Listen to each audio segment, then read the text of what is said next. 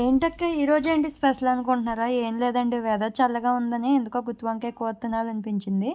అందుకని నీటిలో ఉప్పు, పసుపు వేసేసి వంకాయలు కోసేసి అందులో వేసేసి పక్కన పెట్టేశాను. ఇలా చేయడం వల్ల వంకాయలు బ్లాక్‌గా అవ్వకుండా కండ్ర రాకుండా ఉంటాయి.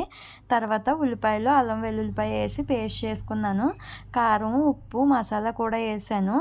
మా అమ్మ అయితే ఈ కారానికి బదులుగా ఎండుమిర్చి వేసి శనగకాయల రాయిని నూరిది.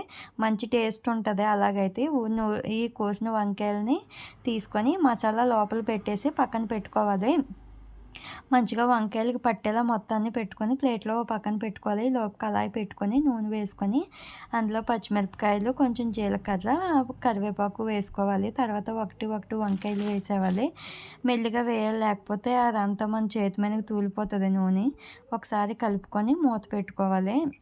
మనం చూసుకోవాలి మధ్య మధ్యలో ఎలా వేగుతున్నాయో, లేకపోతే ఈ మసాలా అంతా అడుగంటేస్తుంది. మ్యాక్సిమం స్లిమ్లో పెట్టి వండడమే మంచిది. తర్వాత 2 టమాటాలు మిక్సీ పట్టేసుకొని అవి అందులో వేసేవాలి. వేసేసిన తర్వాత మనం ఉప్పు కారాలు ముందుగా వేసాం కదా, ఈసారి అవి చాలాయో లేదో చూసుకొని ఒకసారి అడ్జస్ట్ చేసుకోవాలి. చాలకపోతే యాడ్ చేసుకోవాలి కారమును, ఉప్పును. తర్వాత కొంచెం నీళ్ళు వేసేసి అది కన్సిస్టెన్సీ చూసుకోవాలి. ఎగురు అయ్యే వరకు కొంచెం ఉడికించుకోవాలి.